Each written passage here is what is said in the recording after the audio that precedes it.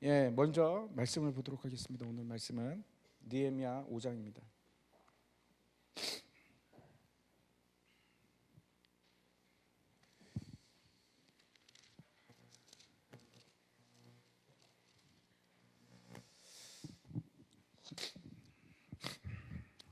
느헤미야 5장 1절부터 13절까지 말씀을 교독하도록 하겠습니다. 제가 먼저 읽겠습니다. 그때의 백성들이 그들의 아내와 함께 크게 부르짖어 그들의 형제인 유다 사람들을 원망하는데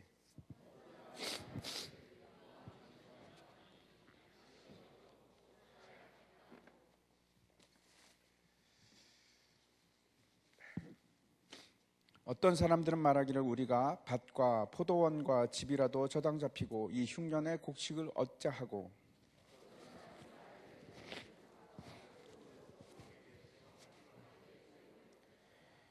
우리 육체도 우리 형제의 육체와 같고 우리 자녀도 그들의 자녀와 같거늘 이제 우리 자녀를 종으로 파는도다. 우리 딸 중에 벌써 종된 자가 있고 우리의 밭과 포도원이 이미 남의 것이 되었으나 우리에게는 아무런 힘이 없도다 하더라.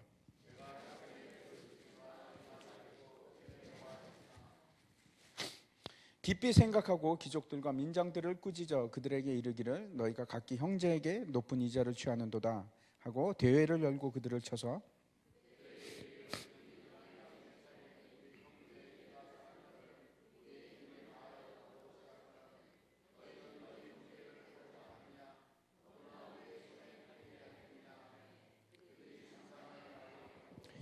내가 또 이르기를 너희의 소행이 좋지 못하도다. 우리의 대적 이방 사람의 비방을 생각하고 우리 하나님을 경외하는 가운데 행할 것이 아니냐.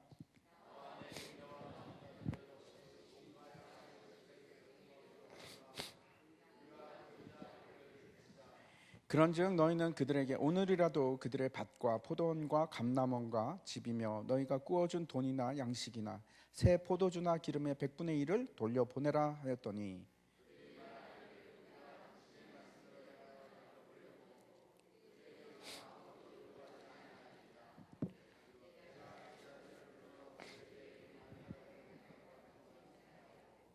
같이 읽겠습니다. 내가 옷자락을 털며 그 이르기를 이 말대로 행하지 아니하는 자는 모두 하나님이 또한 이와 같이 그 집과 산업에서 털어버리실지니 그는 곧 그렇게 털려서 빈손이 될지로다 하매 회중이 다 아멘 하고 여호와를 찬송하고 백성들이 그 말한 대로 행하였느니라. 아멘. 금요 기도회에 오신 여러분을 환영합니다. 우리가 이제 계속해서 느헤미야를 이제 보고 있는데 하나님께서 어떻게 무너진 성벽을 세워 가고 있는지 보고 있습니다.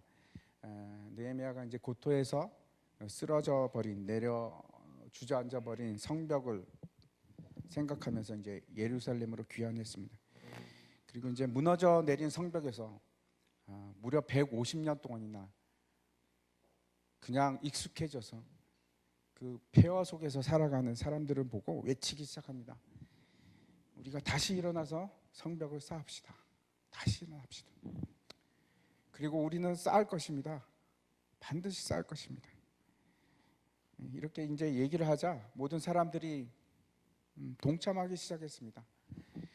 무너진 성벽이 이제 점점 형태를 갖추면서 일어나기 시작했는데 그것을 싫어하는 사람들이 있습니다.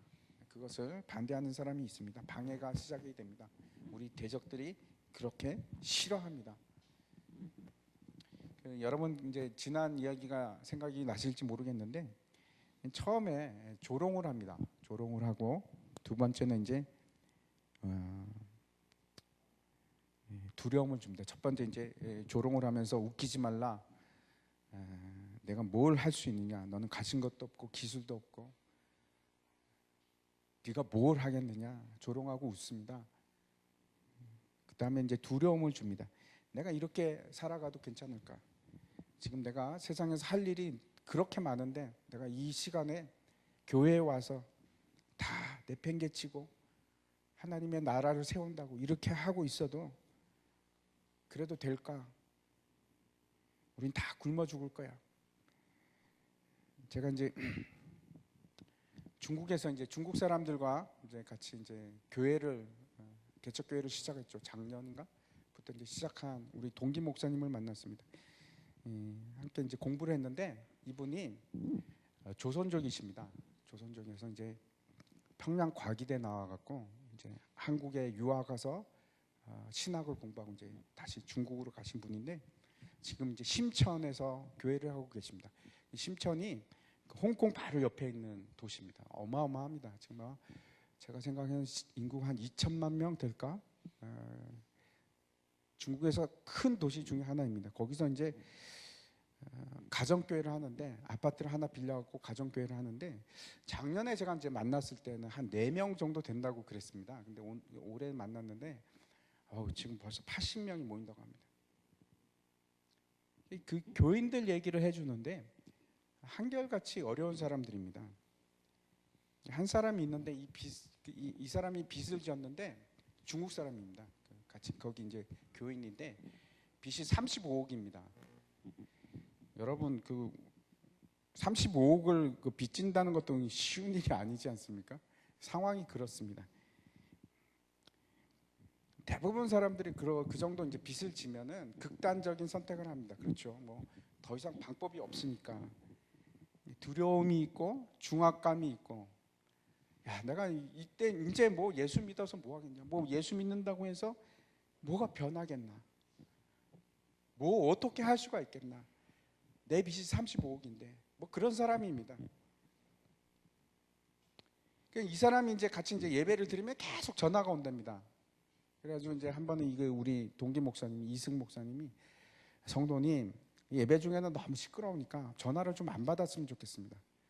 그랬더니 이제 그 사람이 뭐라고 그러냐면 그 이유가 있습니다. 계속해서 이 사람이 살았는지 죽었는지 확인을 하는 겁니다. 그 빚쟁이들이 살아있나 이제 전화를 하는 겁니다. 이 사람이 이제 살아갈 수 있는 방법이 없지 않습니까? 여러분 빚이 35억이면 그 다음에 뭘 할 수 있을까요? 이 사람이 이제 돈을 좀 벌면 그걸 가지고 뭘 하냐면 도박을 합니다. 그 외에는 한탕 외에는 이제 방법이 없다고 생각이 되니까 도박을 하는 겁니다. 그래서 이제 조금밖에 못 버는데 그걸 가지고 또 도박장에 갖고 다 날려버리는 겁니다. 뭐 방법이 없으니까, 더 이상 뭐 삶의 방법이 없으니까. 네, 이 사람을 데리고 이제 성경 공부를 시작한 겁니다. 그 목사님. 성경 공부를 하면서 조금씩 마음이 변하기 시작해서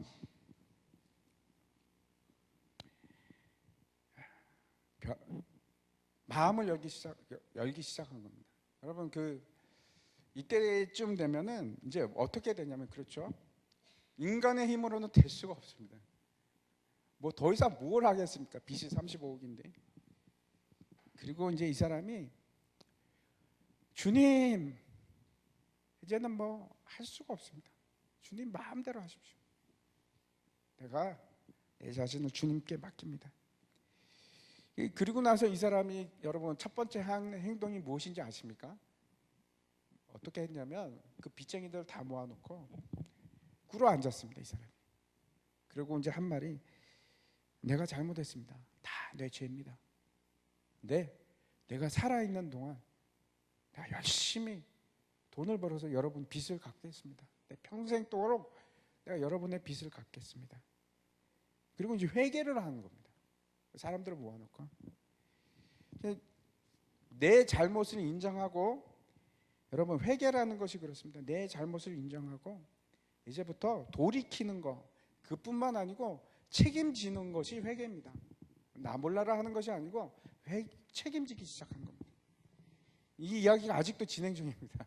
그 사람의 얼굴이 바뀌기 시작하면서 이제 막 그전에는 빚을 못 갚았지요. 다 뭐 돈만 생기면 다 도박을 했는데 이제는 갚기 시작하는 겁니다.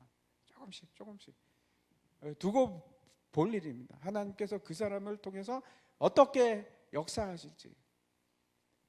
제가 생각하기는 그렇습니다. 틀림없이 하나님께서 해결해 주실 것입니다. 저도 비슷한 경험이 있습니다.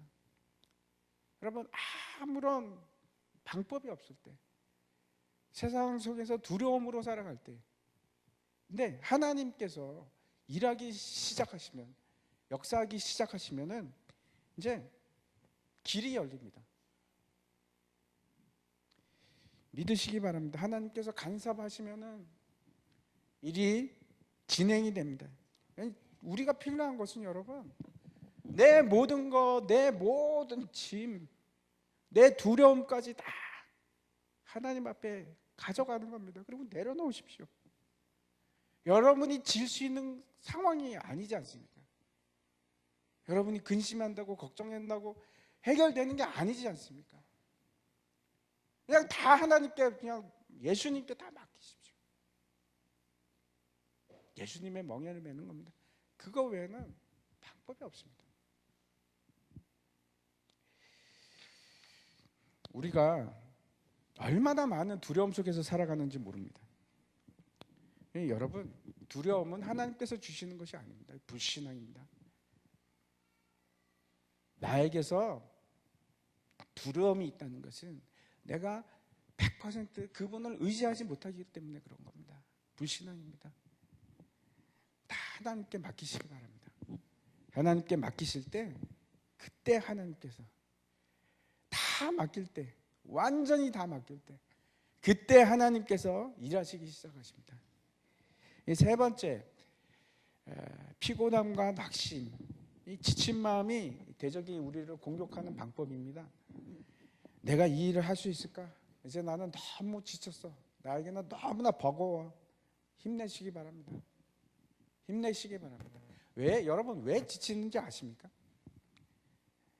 내가 바라보는 목적이 다르기 때문에 그렇습니다. 내가 힘든 것은 내가 무언가를 이루기 위해서 그걸 바라보기 때문에 힘든 것입니다. 그게 아니고 하나님의 얼굴을 바라보는 것이 내 목적이 되면, 그 외에 다른 것은 내가 원하지 않으면 힘들지 않습니다. 내 결과가 무언가를 만들어내고 무언가를 이루는 것이 아니고, 내 목적이 하나님의 얼굴을 원하고 내 목적이 하나님께 영광을 돌리기를 원하는 것이면, 그 다음부터는 여러분 결과가 보이는 것이 내 결과가 아니니까 힘들지 않습니다. 목적을 바꾸시기 바랍니다. 형제가 연합하여 동거함이 어찌 그리 선하고 아름다운고, 시편 133편의 말씀 아닙니까? 지금 느헤미야에게 그 지혜를 주셨는데, 이렇게 지치고 낙망한 사람들에게 어떤 지혜를 주셨냐면 함께하는 겁니다. 여러분, 우리가 이제 순이 다시 시작되었는데, 여러분 함께하는 것이 얼마나 힘이 있는 건지 모릅니다. 여기 뭐라고 하냐면, 한 사람이 공격을 받거나 위험에 빠지면 어떻게 합니까? 나팔을 불라고. 나팔을 불면은 다 달려와서 도와줄게. 여러분 혼자가 아니고 주위에 사람들이 있습니다. 하나님의 사람들이 있습니다. 여러분을 위해서 기도하는 사람을 두시기 바랍니다. 같이 하는 겁니다. 같이. 형제가 같이 가는 겁니다. 형제가 함께 동거함이 어찌 그리 선하고 아름다운지요. 여러분, 절대 싸움을 혼자 하는 것이 아니고 함께 하는 겁니다. 그때 우리가 지치고 낭망된 마음을 이길 수 있습니다. 내가 좀 처질 수 있죠. 내가 처질 때 내 옆에 있는 사람들이 대신 싸워주기 시작하는 겁니다. 이 세 가지 공격이 이제 비웃음이 있고, 그렇죠? 두려움과 낭망함, 이런 것들은 다 외부로부터 옵니다. 외부로부터 오는 것인데, 또 마음으로 오는 것인데, 그런데 오늘 내용은 다릅니다. 우리의 대적이 우리를 공격해 오는데, 이제는 우리 내부로부터, 형제 안에서부터 공격을 하기 시작합니다. 그것이 오늘의 내용입니다. 그 공격에 있어서 가장 큰 무기가 무엇인가 하면, 여러분, 이 사탄이 무엇으로 우리 형제의 연합됨을 깨뜨리기 시작하는가? 이기심입니다. 이기심. 대적이 이렇게 생각하는 겁니다. 우리가 우리 자신만을 생각하게 만들면, 특별히 우리 공동체 안에서 우리 자신만을 내가 생각하게 만들면 대적이 승리한 겁니다. 우리는 패배한 것이고. 이기심이라는 것이 무엇인가? 여러분, 이기심이라는 것은 내 중심에 누구를 두는 건가 하면 나를 두는 겁니다. 어떤 것을 생각할 때도 나, 이거를 생각할 때도 나, 저거를 생각할 때도 나. 나는 어떻게 되지? 내가 잃어버리는 것은 무엇일까? 내가 손해보는 것은 아닌가? 간단하게 제가 말씀드리겠습니다. 이기심이라는 것은 무엇인가 하면 내 주위에 있는 사람을 이용해서 내가 행복해 보겠다는 겁니다. 다른 사람은 어떻게 해도 좋고 일단은 내가 행복해져야겠다. 내 욕심을 채워야겠다. 그게 이기심입니다. 그 사람들을 이용해서 내 갈 길을 갈 뿐만 아니고 이렇게 얘기합니다. 나를 따라와. 그게 이기심입니다. 내가 갈 길을 다른 사람들도 오게끔 만드는 거. 토마스 머튼이라는 사람이 있는데 이 사람이 무슨 말을 했는가 하면 이런 말을 했습니다. 사람들이나 사건이나 아니면 상황을 내 결과에 맞추어서, 내가 생각하는 결과에 맞추어서 사람이건 상황이건 내 시각으로 바라보는 겁니다. 내 시각으로. 그런 사람을 뭐라고 얘기하냐면 이 마튼이라는 사람이 그거는 지옥 문 앞에 서 있는 것과 같다. 여러분 되게 끔찍하지 않습니까? 이제 한 발만 더 디디면은 지옥입니다. 이기심이라는 것이 그렇게 무섭습니다. 내 중심으로 모든 게 돌아가야 되는 겁니다. 교회도 내 중심으로 돌아가야 되고 순도 내 중심으로 돌아가야 되고.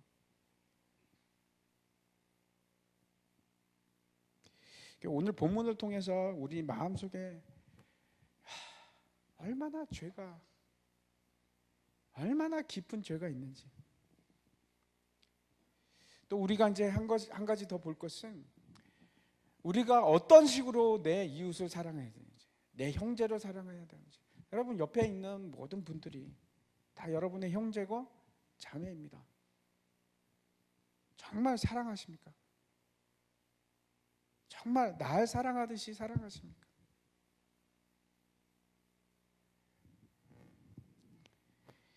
모두가 이제 힘을 합쳐서 엄청난 대역사를 이루고 있는데 성벽을 쌓는 거죠.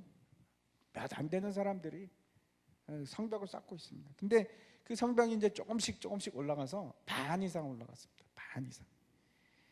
그때 백성들이 이제 부르짖기 시작한 겁니다. 무슨 사건인지 한번 보겠습니다. 1절을 한번 보겠습니다. 1절을 보면은 그때 백성들이 그들의 아내와 함께 크게 부르짖어 그들의 형제인 유다 사람들을 원망하는데 이렇게 되어 있습니다. 이 백성들이 사마리아 사람들을 향해서 원망하고 부르짖는 것이 아니고, 아람 사람들을 원망하는 것이 아니고, 아랍 사람을 원망하는 것이 아니고 자기 백성을 원망하기 시작하는 겁니다. 유대인들을, 형제들을. 유대인이 형제를 착취하고 경제가 무너지기 시작했는데 지금 어떤 상태가 됐냐면 자포자기하는 그런 상태가 된 겁니다. 지금 보면은 이 거센 반발을 일으키게 되는데 이걸 남자들만 한 것이 아니고 그 아내들까지 다 동참해서 민심이 들고 일어난 겁니다. 민심이 더 이상 참을 수가 없다. 보통 이제 민심이라는 것이 쉽게 움직이지 않습니다. 보통은 이제 웬만하면 넘어갑니다. 웬만하면 넘어가는데 민심이 들고 일어나기 시작했다. 이건 보통 일이 아닙니다. 그리고 여러분 그것은 분명히 하나님의 뜻과 관계가 있습니다. 민심은 천심이다 이런 말이 있지 않습니까? 오늘 이제 보면은 본문에 보면은 전혀 다른 네 가지 종류의 그룹이 나옵니다. 첫 번째 2절을 보면 어떤 사람인가 하면 어떤 사람은 말하기를 우리와 우리 자녀가 많으니 양식을 얻어먹고 살아야 하겠다. 이 사람들은 누군가 하면 이제 인구가 점점 이제 늘어나기 시작했는데 기근이 든 겁니다. 그래서 더 이상 배고픔을 참을 수 없는 상태가 됐습니다. 그런데 문제는 뭐냐면 이 사람들은 아무것도 없습니다. Nothing. 가지고 있는 게 없습니다. 어떻게 하라고? 이제 먹을 것도 없는데 기근이 든 겁니다. 가진 것도 없는데. 땅이 있어야지 뭔가를 하지. 아무것도 없는데. 이런 사람이 있고, 두 번째 그룹은 이제 3절에 나오는데, 이 사람들은 그래도 뭔가를 가지고 있는 사람들입니다. 밭이나 포도원이나 아니면 집을 가지고 있는 사람들인데, 그래서 이제 먹을 양식을 얻기 위해서 뭘 하냐면 부동산이 있으니까 부동산을 저당 잡히는 겁니다. 담보로. 지금 우리나라 상황도 계속 이제 인플레이션이 일어나고 물가가 오르는 상황인데, 물가가 이제 점점 더 올라가고, 그러니까 어떻게 됩니까? 이자가 같이 올라가지 않습니까? 이자가 올라가고 빚은 더 커지고, 지금 이런 상태가 된 겁니다. 이 사람 두 번째 사람들이 뭐냐면 집이나 밭이나 뭐 포도원이나 이런 걸 가지고 있었는데 그게 이제 깡통이 돼버리는 겁니다. 빚을 또 내고 또 내고 해서 원래 가격이 1억이었는데 빚을 1억을 진 겁니다. 내게 아니죠. 더 이상 뭐 어떻게 손 쓸 수가 없는, 남지 않아서 이제 무일푼이 되는 그런 상황입니다. 여러분, 이제 우리나라 전체 빚이 얼마 정도 되냐면 한 4천조 됩니다. 4천조 많지 않습니까? 별로 뭐 많다고 느끼지 않는 것 같은데 가계부채가 한 1,200조 정도 됩니다. 그걸 이제 나눠 보면은 우리나라 인구가 벌써 이제 5천만 명 정도 되니까, 그러면 개인당 얼마씩 빚을 졌냐면 아이나 어른이나 노인이나 2,400만 원 정도 빚을 졌습니다. 지금은 그래도 괜찮지 않습니까? 이자가 싸니까 괜찮은데, 문제는 금리가 올라갈 때, 언제 오를지 모르지만 틀림없이 오를 겁니다. 그렇죠? 금리가 오르기 시작하면 이제 막 여기저기서 이제 곡소리가 나기 시작할 겁니다. 1,200조인데 뭐. 돈이 있는 사람들은 괜찮습니다. 오히려 돈을 법니다. 이 사람들은. 그렇죠? 돈을 더 법니다. 그런데 문제는 돈 없는 사람입니다. 가진 사람은 더 많이 가지게 되고, 그리고 없는 사람은 더 무일푼이 되어가고 더 궁핍해지고, 이런 일이 이제 지금만 있었던 것이 아니고 그 느헤미야 때 일어나기 시작한 겁니다. 세 번째 그룹이 있는데, 이 사람들은 어떤 사람인가? 4절에 보면 나옵니다. 어떤 사람은 말하기를 우리는 밭과 포도원으로 돈을 빚내서 왕에게 세금을 바쳤도다, 이렇게 얘기하는데,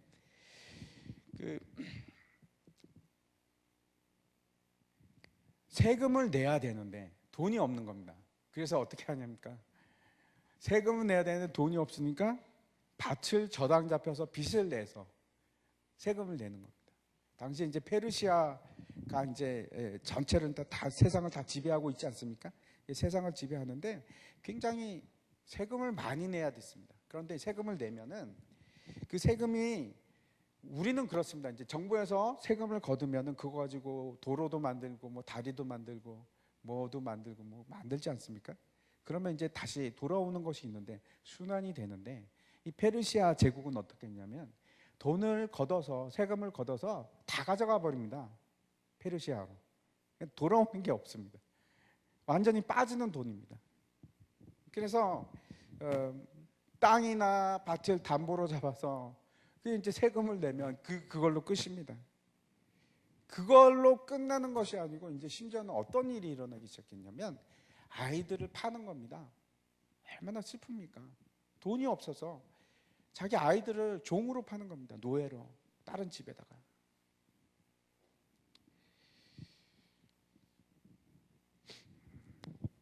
그래서 지금 뭐라고 얘기하냐면 유대인 아이들이 굶주리거나 노예가 되거나 그럴 수밖에 없는 상황이 된 겁니다. 이렇게 고리대금을 하는 것이 합법적인가?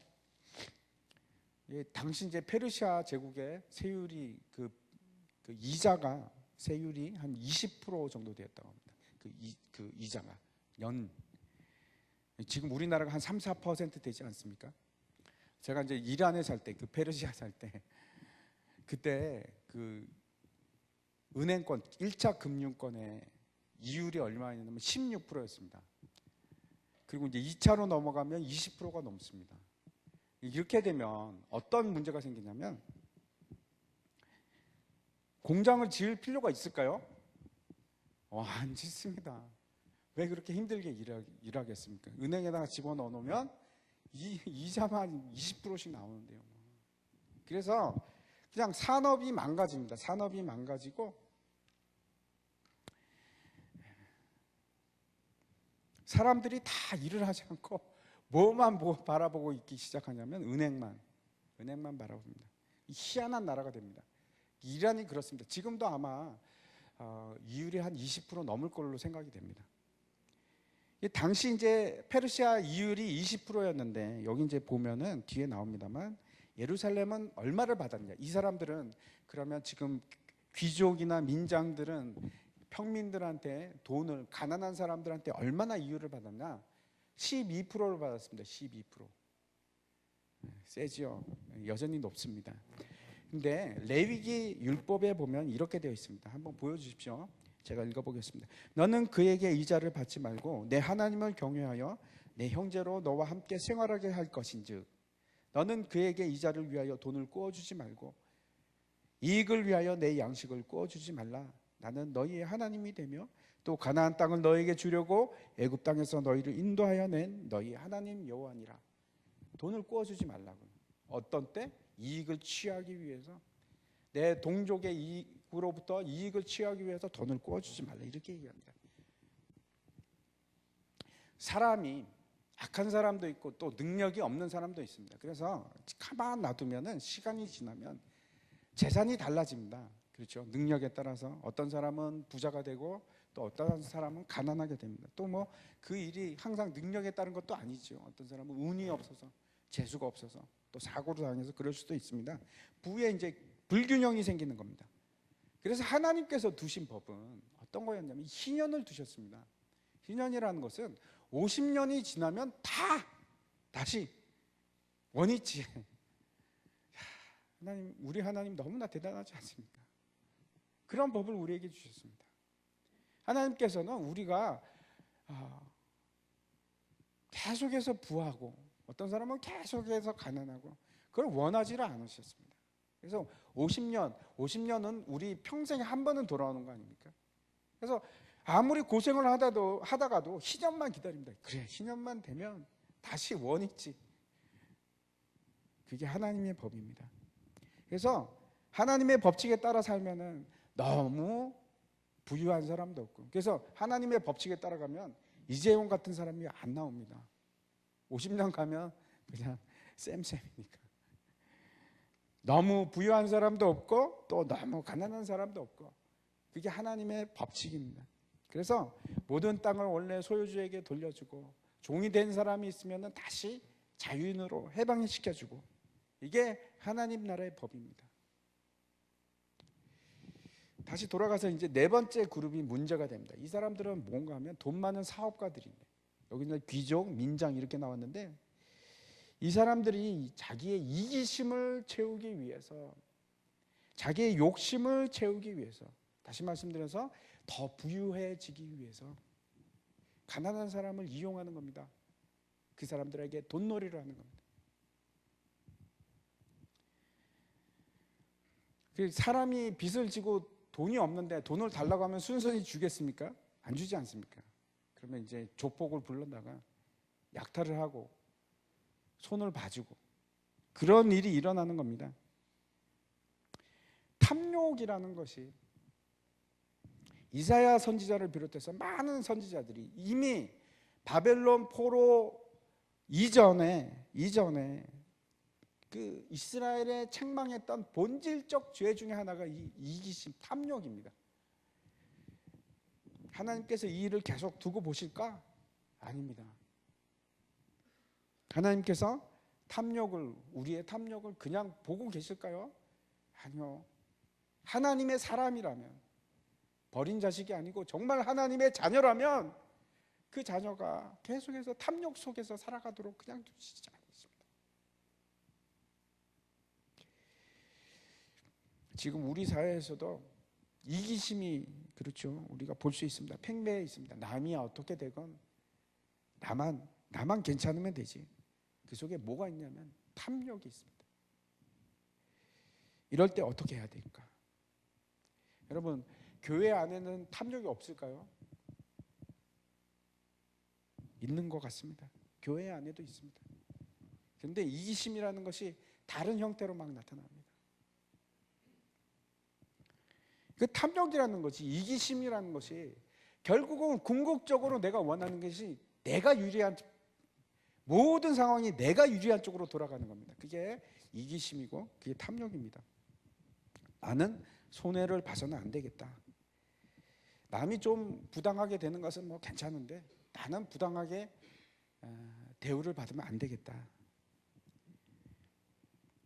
공동체라는 것은, 예수 그리스도의 몸된 교회를 이룬다는 것은 내가 내 이익을 따라서, 내가 내 좋은 것만을 따라서 그렇게 사는 게 아닙니다.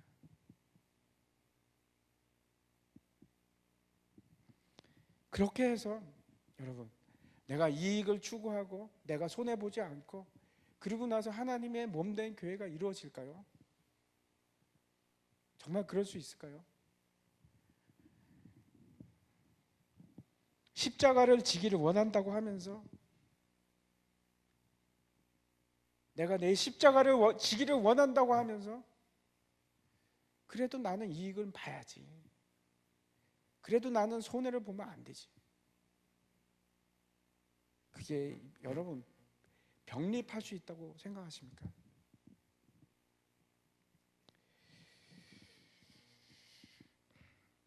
십자가는 그 이기적인 마음을 죽이는 것부터 시작합니다.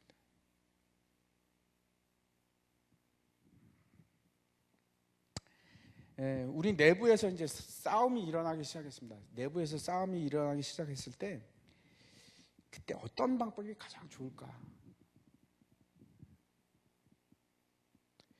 이제 알려진 방법으로 제일 좋은 거는 정치가들이 많이 쓰기도 하고 그런 건데, 어떻게 내부에 분란이 일어나면은 어떻게 합니까? 외부의 적을 치기 시작합니다. 그렇죠? 외부의 적으로 모든 시선을 돌리게끔 합니다. 아주 좋은 방법입니다. 모세가 이제 그 애굽의 왕자로 있을 때 그 압제받는 히브리 동족을 생각하면서, 그렇죠, 했던 일이 있습니다. 그 애굽의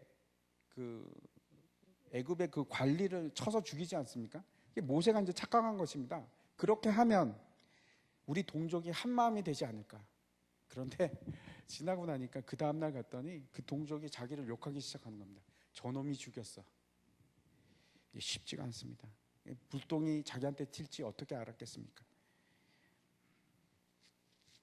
근데 거기서도 뭐가 드러나기 시작했냐면, 그 히브리 사람들 중에서도 이기심이 드러나기 시작합니다. 아, 저 사람은 죽어도 되는데 나는 죽으면 안 돼. 저 사람은 압제를 당해도 되는데 나는 안 돼. 나만 살면 되지 하는 생각입니다. 이런 상황에서 지금 그렇죠, 막 안에서 그 갈등이 있고 빈익빈 부익부가 생기고 사람들이 자기 백성을 갈취하고 그렇게 살아가고 있는데, 느헤미야가 어떻게 했을까? 되게 심각한 문제 아닙니까? 그 우리나라 정치가들도 이런 방법을 좀 배웠으면 좋겠습니다. 여기에 이제 보면은 어떤 리더십을 보여주는가 이렇게 보여주고 있습니다. 6절 한번 보여주십시오. 내가 백성의 부르짖음과 이런 말을 듣고 크게 노하였으나, 이렇게 먼저 이제 6절에 얘기하고 있습니다. 느헤미야가 분노합니다. 근데 그 분노는 죄된 성품이 폭발해서 나타나는 그런 분노가 아니고 거룩한 분노입니다. 의에 대한 분노입니다. 자기 동족을 탈취하는 그 사람들에 대한 거룩한 분노가 막 일어나기 시작합니다.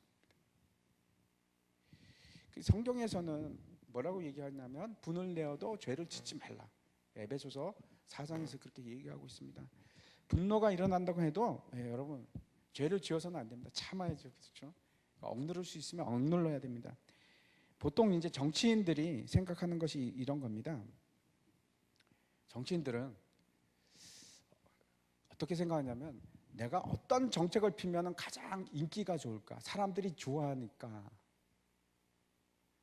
외교관은 어떻게 하냐면, 내가 어떤 정책을 펴면 가장 내가 안전할까, 그런 생각을 합니다. 그런데 진짜 지도자는, 한번 보여주십시오.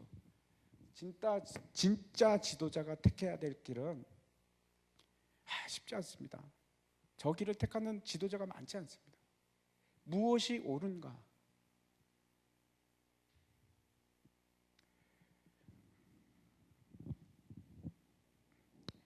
인기의 영합해서 결정하는 것이 아니고 내 안위를 위해서 결정하는 것도 아니고 무엇을 위해서? 의를 위해서. 무엇이 옳은가? 느헤미야는 죄에 대해서 거룩한 분노가 있었습니다. 그리고 그가 가지고 있는 율법이 있었습니다. 하나님의 말씀이 있었습니다. 하나님의 법을 따르는 겁니다. 어떻게 해야 되는가? 답은 성경에 있습니다. 하나님이 뭐라고 말씀하시는가? 인간의 법을 따를 것인가? 하나님의 법을 따를 것인가? 인간의 생각과 인간의 만족과 기쁨을 따라서 행할 것인가? 아니면 하나님이 기뻐하시는 쪽을 택할 것인가? 지도자는 저기를 따라야 됩니다. 무엇이 옳은가? 우리나라도 저런 지도자가 나왔으면 좋겠습니다. 무엇이 옳은가?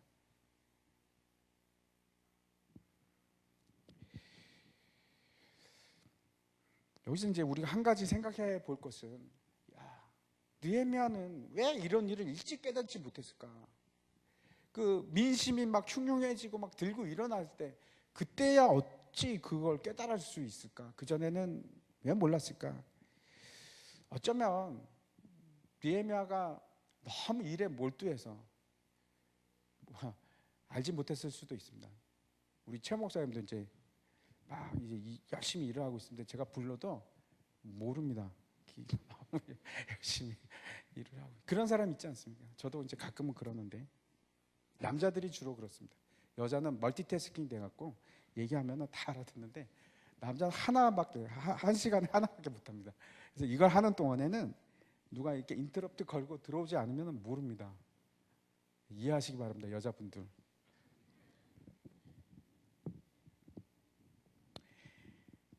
느헤미야가 총독으로 위임을 받은 이유는 성벽을 쌓고 그 다음에 재건하는 일입니다. 사회를 개혁하는 일이 아니었습니다. 그래서 어쩌면 그렇게 관심을 쏟지 않았을 수도 있는데, 또 하나는 느헤미야가 그 일을 깨닫기까지 시간이 너무 짧았습니다. 부임한 지 얼마 안 됐습니다. 우리가 이제 이런 생각을 합니다. 성벽을 쌓아서 그렇지 그냥 옛날 그대로 있으면 가만히 있었으면 될 텐데 그 사람들을 계속 일시키고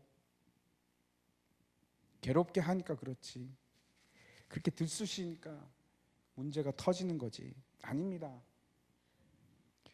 이 문제는 성벽 때문에 생긴 문제가 아닙니다. 성벽 때문에, 성벽을 쌓는 일 때문에 오래 골마 터진 일이 드러난 것은 사실입니다. 분명한 사실입니다. 하지만 성벽 때문에, 성벽을 쌓았기 때문은 아닙니다. 우리가 이제 그런 생각을 합니다. 하나님 이 좋은 일을 하는데 그때 뭐 풍년도 주시지, 지금 뭐 성벽을 쌓는데 사람들 힘든데 하나님이라도 도와주셔야죠. 이렇게 열심히 일하는데 하나님 여기다가 기근을 주시면 이건 아닙니다. 하나님 이거 아니죠. 아닙니다. 분명히 하나님께서 이때 기근을 주시는 이유가 있을 겁니다. 분명한 이유가 있을 겁니다. 내가 교회 일을 열심히 하면 하나님이 복을 주시겠지? 아닐 수도 있습니다.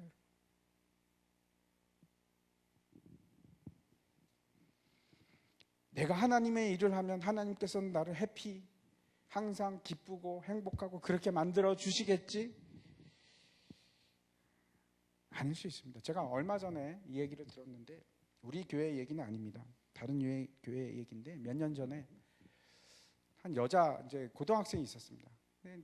너무 믿음도 좋고 실력도 좋았습니다. 권사님 딸인데 다음날 교회도 잘 섬기고 공부도 잘하고, 저런 애는 좋은 대학교 가야 되는데 저런 애가 좋은 대학 못 가면 얼마나 많은 사람들이 상처를 받을까.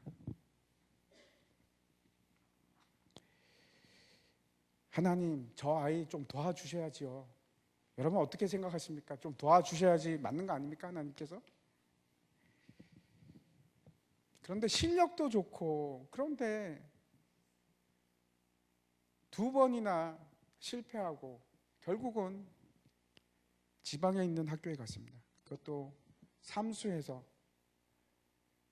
그 권사님 마음이 얼마나 속이 타들어가겠습니까? 모범이 돼야 되는데, 교회 생활 열심히 하면 좋은 대학도 가야 되는데, 그럴 때는 도대체 어떤 말로 위로를 해줘야지 좋겠습니까? 근데 이제 그리고 나서 꽤 시간이 걸렸습니다. 지금은 26입니다. 그 아이가 26인데 그 권사님이 뭐라고 간증을 하냐면, 참 하나님, 참 신묘막측하신 하나님께서, 그 아이가 이제 지방에 있는 학교에 갔음에도 불구하고 계속해서 열심히 공부를 해가지고 이제 카이스트 간 겁니다. 그래서 석사를 마치고 이제 박사를, 조금만 있으면 박사를 마친대요. 그것도 아주 뭐 상까지 받아가고 유명한 상까지 받아가면서 그런 아이가 됐다는 겁니다. 그때는 하나님 어떻게 이럴 수가 있습니까? 지금 이 시간이 얼마나 귀중한데 이 아이가 삼수까지 해야 됩니까? 그리고 삼수까지 해갖고 간 곳이 지방대에 좋지도 못한 학교 갔는데, 하나님, 그랬었는데 지금 이 권사님이 하시는 말씀, 그게 시간이 소모되고 그냥 버린 시간이 아니고 하나님께서 그 시간을 사용하셨어요. 그렇게 간증하는 얘기를 제가 들었습니다. 우리가 잘못 생각하는 것이 있습니다. 절대 결과나 상황으로 우리의 현재 모습을 바라보면 안 됩니다. 왜? 앞에서 제가 말씀드렸듯이 그게 우리의 목적이 아닙니다. 좋은 대학 가는 것이 우리의 목적이 아니고, 우리가 잘 살고 행복해지는 것이 이 땅에서 우리가 바라보는 목적이 아닙니다. 우리가 살아가는 목적은 하나님 때문입니다. 하나님의 이름을, 영광을 돌리기 위해서. 그 하나님은 우리의 높임을 받으시기에 너무나도 합당하신 분이시고, 그 어린 양의 죽으심은 우리가 아무리 무슨 일을 해도 너무나 높임을 받으시기에 합당하신 어린 양이시기 때문에 그 어린 양을 위해서 살아가는 겁니다. 내가 뭐 잘되고 내가 뭐 그런 게 아닙니다. 목적이 다른 겁니다. 목적이.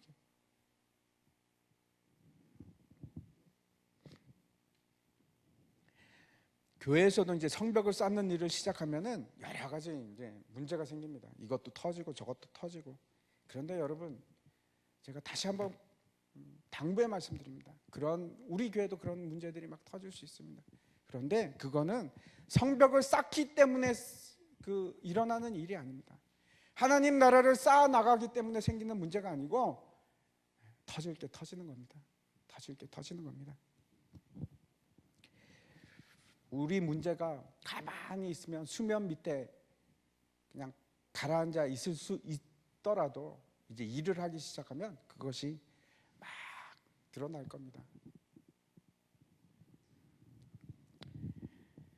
그래서 성벽을 쌓는 일은 여러분, 우리의 믿음을 시험합니다. 우리의 믿음을 시험하고, 두 번째 우리의 인내를 시험합니다. 우리의 인내를 시험하고, 그리고 그 와중에서 뭘 드러내기 시작하냐면 우리의 좋은 것들을 드러내시고, 그 다음에 우리의 악한 것들, 추한 것도 함께 드러내 주십니다. 하나님의 나라가 세워지기 시작하면. 이제 7절을 보겠습니다. 7절을 보니까 깊이 생각하고 귀족들과 민장들을 꾸짖어 그들에게 이르기를 너희가 각기 형제에게 높은 이자를 취하는도다 하고 대회를 열고 그들을 쳐서, 이렇게 되어 있습니다. 이 깊이 생각하고 하는 말이 원래는 무슨 말인가 하면 내 마음의 중심에 깊이 상담하고, 뭐하고 상담하기 시작하냐면 내 이성과 내 감정이 서로 상담하기 시작합니다. 그리고 하나님을 생각하면서 무엇이 옳은가. 참 대단한 사람입니다. 그냥 감정 따라 행하는 것도 아니고 이성 따라 행하는 것도 아니고 깊이 내 이성과 내 감정이 함께 의논해서, 그리고 나서 뭘 했나, 이제 사람들을, 그 귀족들과 민장들을 데려다가 꾸짖으면서, 꾸짖는다는 것이 막 혼을 내키고 그러는 것이 아니고 너희가 틀렸다, 고소한다, 이런 말입니다. 너희가 잘못하고 있다, 이 말을 하는 것입니다. 잠언 16장 32절에 이런 말이 있습니다. 노하기를 더디하는 자는 용사보다 낫고 자기의 마음을 다스리는 자는 성을 빼앗는 자보다 나으니라. 노하기를 더디하는 자 되기를 축원합니다. 7절부터 11절까지 느헤미야가 그 민장들과 그 귀족들을 향해서 호소를 하는데 6가지 호소를 합니다. 사실은 오늘 말씀을 통해서 우리가 진짜로 보기를 원한 것은 이건데 어떤 호소인지 한번 보겠습니다. 첫 번째, 우리가 주위에서 보기를 원하는 단어가 있는데 형제에게라는 말입니다. 진짜 친족이거나 아니면 진짜 가족이 아닌데도 불구하고 형제에게 이렇게 얘기합니다. 지금 느헤미야가 호소하고 있는 것은 사랑입니다. 사랑. 형제애.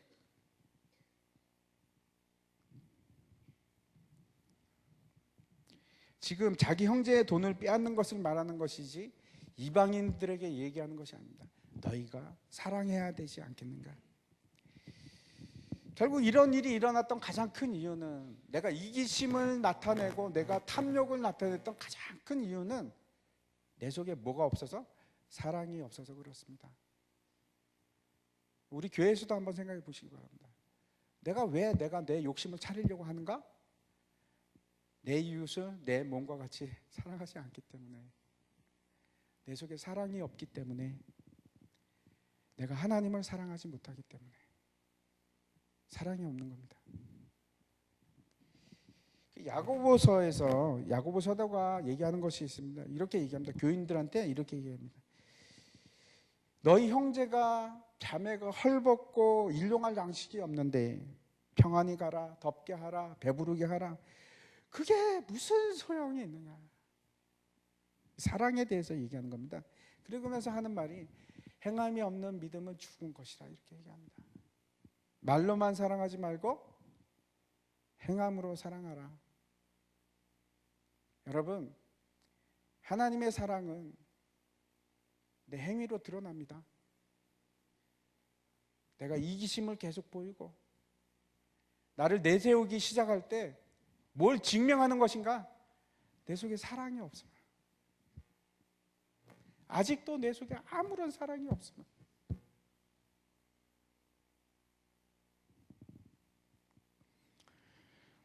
그게 야고보서의 핵심입니다. 우리에게 있어서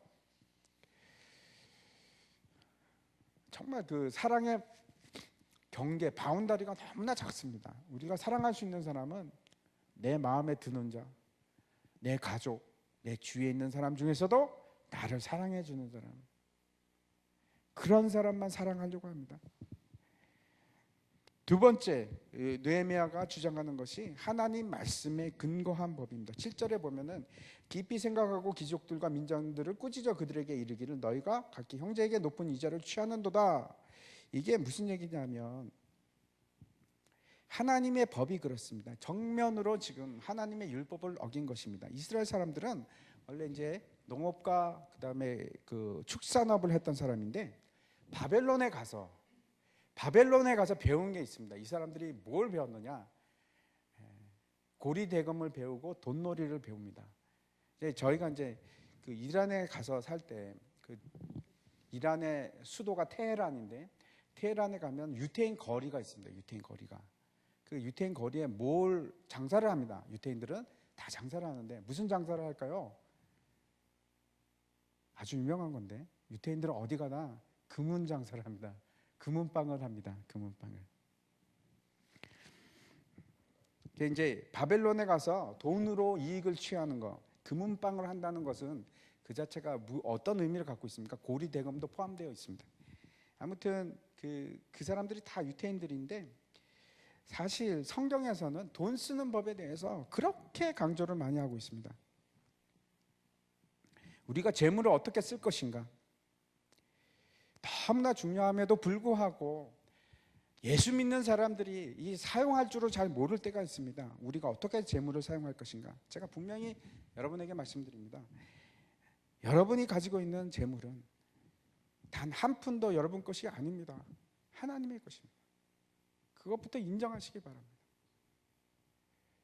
거기서 잘못해서 내 돈인데 내가 하나님 거 다 드렸지 않습니까? 11조도 바쳤고 헌금도 드렸지 않습니까?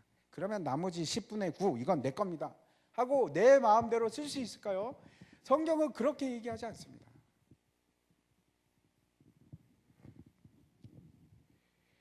내가 내 눈에 선한 대로 쓰면 되지, 하나님 드릴 거 다 드렸는데. 아닙니다. 그러지 마십시오.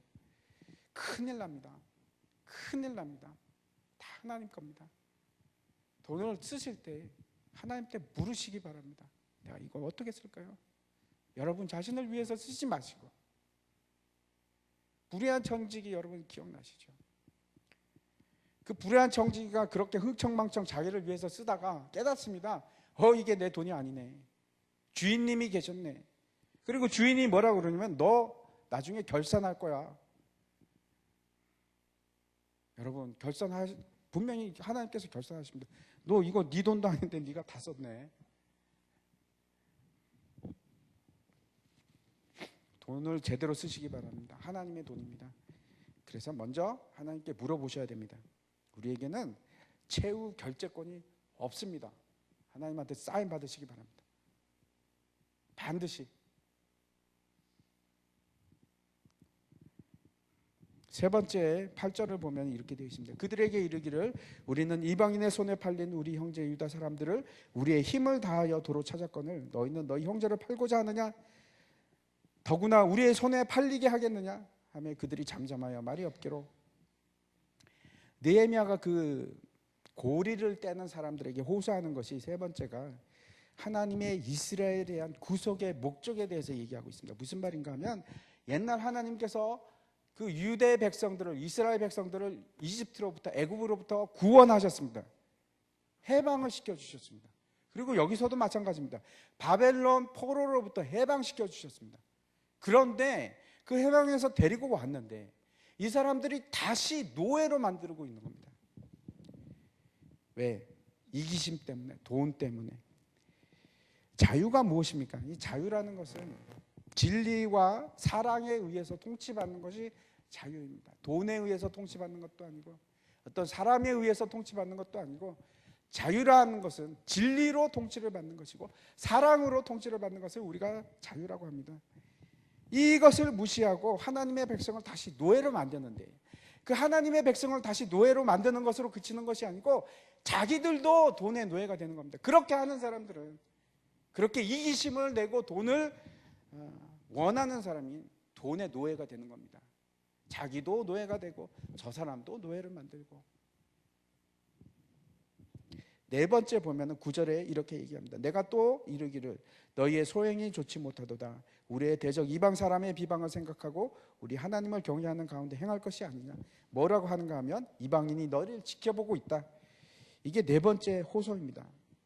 이사야서에 보면은 이방의 빛이라고 되어 있는데, 우리가 세상의 빛이 되어야 되는데 세상 사람들이 비웃는 겁니다. 이방 사람들과 다를 바가 없어서 한 손에는 무기를 들고 한 손에는 성을 쌓고 있어야 되는데 한 손으로는 노예로 팔아먹고 있는 겁니다. 한 손으로는 하나님의 일을 한다고 하면서. 정말 우리가 하나님을 두려워한다면 그렇게 할 수가 없습니다. 여러분, 우리는 세상을 판단해야 되는 사람입니다. 그런데 세상의 판단을 받으랴, 고린도전서에서 사도 바울이 우리에게 그렇게 얘기합니다. 우리가 세상의 판단을 받기 시작할 때 벌써 뭐가 없느냐? 우리 속에는 진리가 떠난 겁니다. 여러분, 이게 중요한 얘기입니다.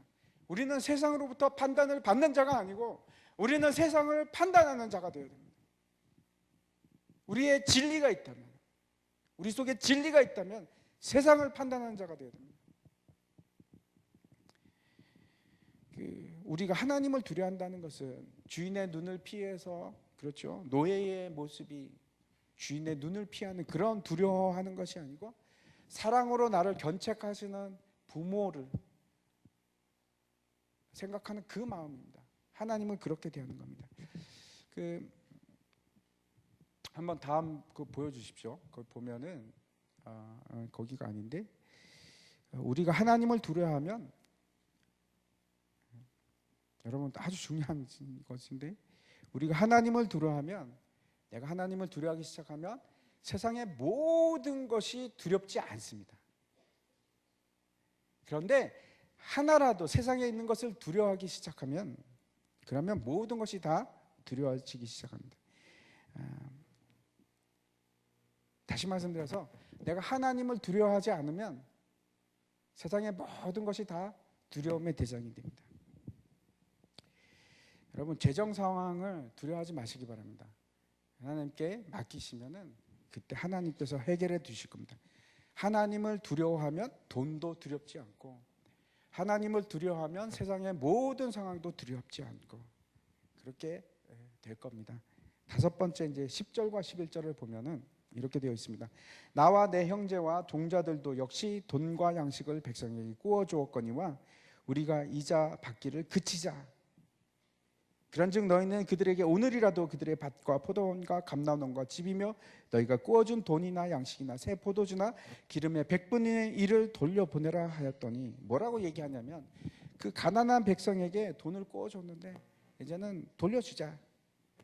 우리가 이자를 받은 것을 이제는 다시 그 사람들에게 돌려주자.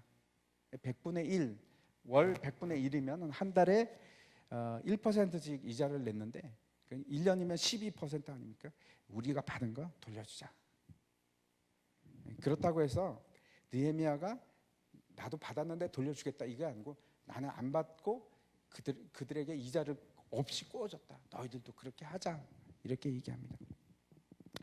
자신의 개인적인 실천 상황에 대해서 그렇게 얘기를 하고 있습니다. 행하자. 나중에 이제 5장 후반부를 보면은 어떻게 느헤미야가 그 백성들을 섬겼는지 잘 나오는데 기가 막힙니다. 자기를 희생하면서 백성들을 섬깁니다. 이제 마지막 여섯 번째 내용을 보겠습니다. 느헤미야 호서는 하나님의 심판이 있다. 이 약속은 고리대금 이제 어떻게 하냐면은 이제 결국 이렇게 됩니다. 그 10절과 12절을 보면은 이제 우리가 그렇게 하겠습니다 하고, 그 고리대금 업자들이 이제 그렇게 하겠습니다 하고 순종하기로 약속을 합니다. 그런데 그 약속이 백성들과의 약속뿐만 아니고 하나님과의 약속입니다. 이것을 어길 때 뭐라고 하느냐? 하나님께서 12절에 보면 이렇게 얘기합니다. 내가 옷자락을 털며 이르기를 이 말대로 행하지 아니하는 자는 모두 하나님이 또한 이와 같이 그 집과 산업에서 털어버릴지니 곧 그렇게 털려서 빈손이 될지로다 하며 그 회중이 아멘합니다. 제가 이 이제 말씀을 준비하면서 굉장한 유혹을 받았습니다. 우리도 이렇게 맹세를 합시다. 그러면 여러분이 아멘. 이대로 안 하면 우리는 빈털터리가 되고 말 것입니다 하고 약속을 할까 하다가 제가 꼭 참았습니다. 아이, 그러면 안 되지. 시쪽하시는 분이 계실까봐. 이제 제가 오늘 우리가 나누었던 말씀을 다시 한번 생각하면서 기도를 했으면 좋겠습니다.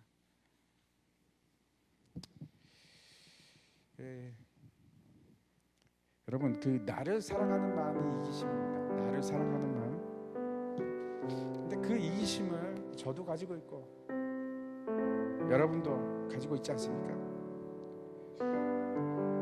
오늘은 우리가 맹세를 했으면 좋겠는데, 여러분이 혹시나 시험 들까 봐 맹세는 하지 못할지라도 이 시간 결단하고 나갔으면 좋겠습니다. 하나님, 제가 이기심을 이기게 하여 주시옵소서.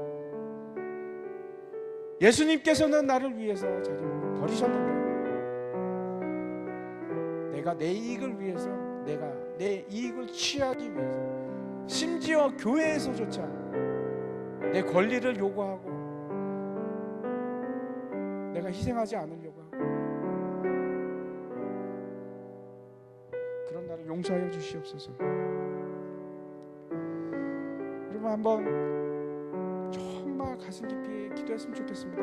나는 형제를 사랑하는데 예수님은 나를 위해서, 나를 사랑하셔서 그 몸을 주셨는데 정말 나는 내 옆에 있는 형제를 사랑하고 있는가? 말로만 사랑하는 것이 아니고 주님, 행함과 진실함으로 사랑하게 하여 주시옵소서. 하나님, 내가 사랑을 행하는 자 되게 하여 주시옵소서. 하나님, 내가 내 이웃과 내 이웃을 사랑하기를 내 몸과 같이 사랑하는 자가 되게 하여 주시옵소서. 이렇게 기도했으면 좋겠습니다. 두 번째 기도할 것은, 하나님께서 우리를 구속하고 자유케 하셨는데 다시는 노예가 되지 않게 하여 주시옵소서. 다시는 돈의 노예가 되지 않게 하여 주시옵소서. 다시는 물질의 노예가 되지 않게 하여 주시옵소서. 물질의 노예가 아니고 하나님의 노예가 되게 하여 주시옵소서. 하나님의 종이 되게 하여 주시옵소서. 하나님, 주님께서 우리에게 맡기신 그 물질에 대해서 내가 이제 좋은 청지기가 되기를 원합니다. 하나님, 나를 사용하여 주시옵소서. 내가 이때까지는 나를 위해 썼지만 이제는 주의 나라를 위해서 쓰게 하여 주시옵소서. 가난하고 헐벗고 필요한 자들에게 하나님 나눠주는 자 되게 하여 주시옵소서. 내 주위에도 그런 사람이 많습니다. 하나님, 내가 그런 사람들 돕는 자 되게 하여 주시옵소서. 주의 사랑을 나누는 자 되고 특별히 또 복음도 함께 나누는 자 되게 하여 주시옵소서. 세 번째는 세상의 빛이 되고 소금이 되기를 위해서 기도했으면 좋겠습니다. 우리는 반드시 주의 날에 결산하고 심판대 앞에 설 것입니다. 그 일을 기억하게 하여 주시고 세상과 물질을 두려워하는 자가 아니고 살아계신 하나님을 두려워하는 자가 되게 하여 주시옵소서. 하나님을 바라보는 자 되게 하여 주시옵소서. 이렇게 세 가지 기도 제목을 가지고 우리가 기도하면서 나가겠습니다. 함께 우리가 세 번 주여 하나님의 이름을 외쳤으면 좋겠습니다. 같이 외치겠습니다.